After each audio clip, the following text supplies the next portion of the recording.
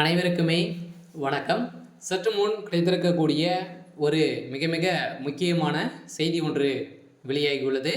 சற்று முன் சபரீசனை அடித்து இழுத்து சென்ற டெல்லி போலீஸ், இது மாதிரி பார்த்தீங்கன்னா செய்திகள் வெளியே இருக்கு. இப்போ சமீப காலத்துலேருந்தே பார்த்தீங்கன்னா திமுகவில் பார்த்தீங்கன்னா ஒரு மிகப்பெரிய சம்பவம் நடந்திருக்கு இல்லையா? ஸோ திமுகவுடைய ஆட்சி சட்ட ஒழுங்கை மீறி பார்த்தீங்கன்னா நடந்துட்டு இருக்காங்க அப்படின்ற மாதிரி நிறைய புகார்கள் எழுந்திருக்கக்கூடிய நிலையில் திமுகவுடைய ஆட்சிக்கே ஒரு கேள்விக்குறியே வந்திருக்கு இல்லையா?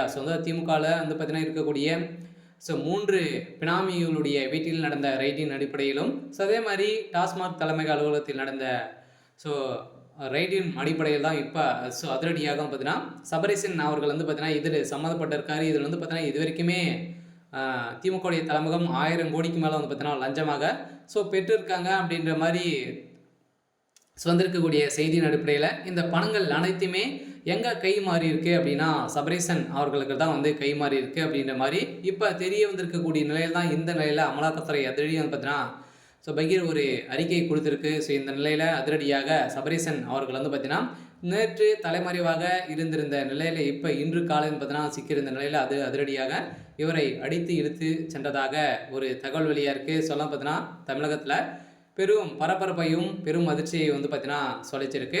இதை பற்றி இந்த வீடியோவில் நம்ம முழுமையாக பார்க்கலாம். அதுக்கு முன்னாடி நம்ம சேனலுக்கு இப்போ தான் நீங்கள் முதல் முறையாக வந்திருக்கீங்க அப்படின்னா மறக்காமல் நம்மளுடைய சேனலை சப்ஸ்கிரைப் பண்ணி சப்போர்ட் பண்ணுங்கள். வாங்க வீடியோக்குள்ளே போகலாம்.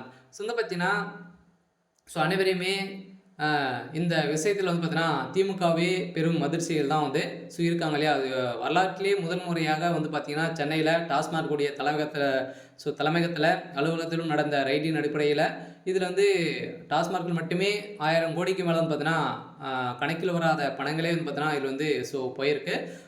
இந்த அளவுக்கு பார்த்தீங்கன்னா செந்தில் பாலாஜி அவர்கள் ஊழல் செய்திருக்காரு. இந்த ஊழல் பணங்கள் அனைத்துமே எங்கே சென்றிருக்கு அப்படின்ற மாதிரி அமலாக்கத்துறை ஆராய இப்போ அதிரடியாக சபரீசன் அவர்கள் சீக்கிய சம்பவத்தின் அடிப்படையெல்லாம் இப்போ அதிரடியாக அவரை அடித்து இழுத்து சென்றதாக தகவல் வெளியாக இருக்குது. பார்த்தீங்கன்னா திமுகவில் பெரும் கேள்விக்குறியாகவே மாறி இருக்கு. இந்த நிலையில் தான் ஆளுநர் அவர்கள் பார்த்தீங்கன்னா திடீர்னு டெல்லிக்கு சென்றிருக்காரு.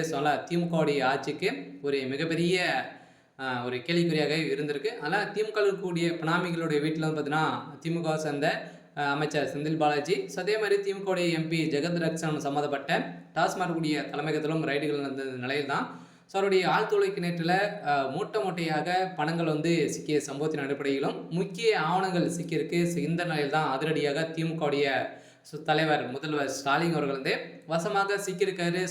கூடிய விரைவில் சிறைகள் அடைக்கப்பட போகிறதாக தகவல் வெளியாக இருக்குது. திமுகவுடைய ஆட்சி கூடிய விரைவில் கலைப்பு ஏற்படும் அப்படின்ற மாதிரி தகவல் வெளியாக இருக்குது.